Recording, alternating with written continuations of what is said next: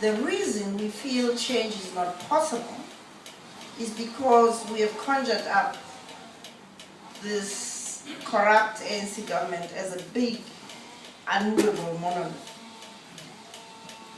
The imagery that someone helped me with is that of a lead tree, or a leadwood tree. It's formidable. But if you get a weevil inside there, the whole thing is just full of mud. So if you push that leadwood tree, boop, it goes. Now, what is important is to be aware that it's actually hollow inside. Because if you sit on the wrong side of it and the wind blows, it's going to crash you. And I think this is where we are as a society.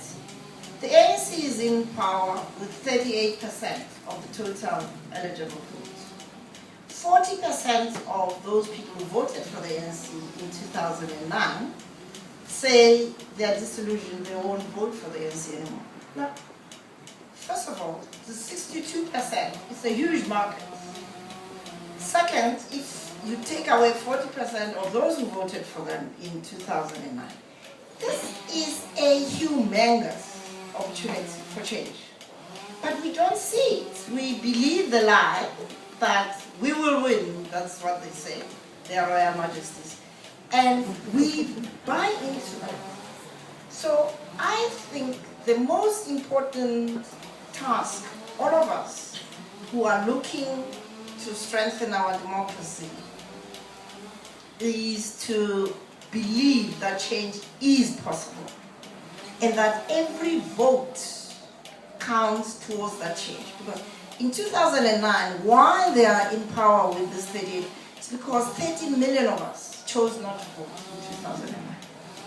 So we need to mobilize every vote in South Africa. And we've got 5 million new voters who have come on the street.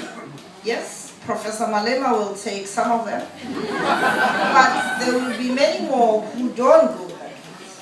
And we need to be mobilizing each and even Professor Malema's young people. It's very interesting. I was in Bekkersdal during last week.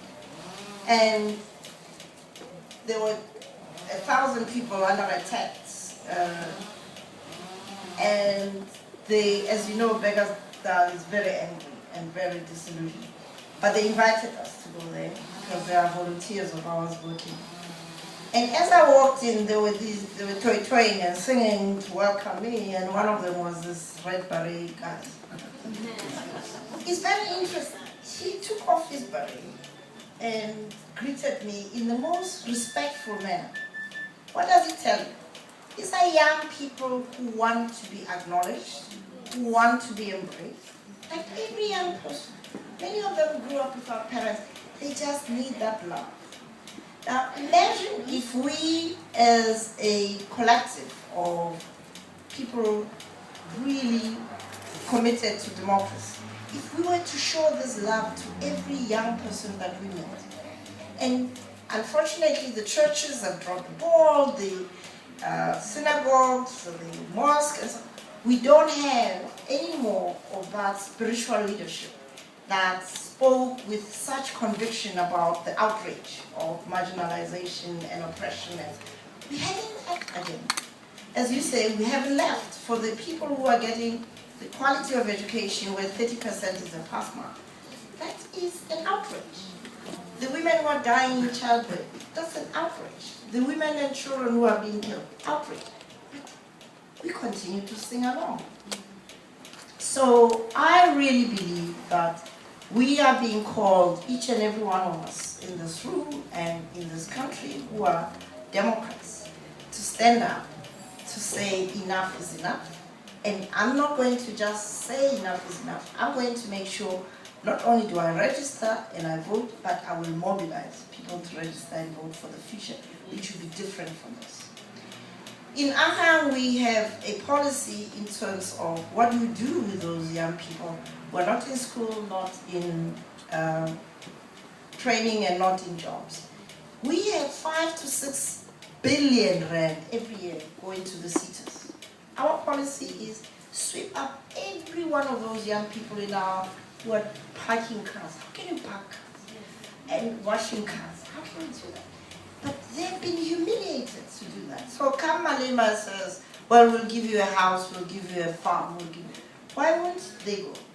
We need to provide an alternative job offering which is credible, which will really get them onto a path of self-affirmation and being affirmed by South Africa.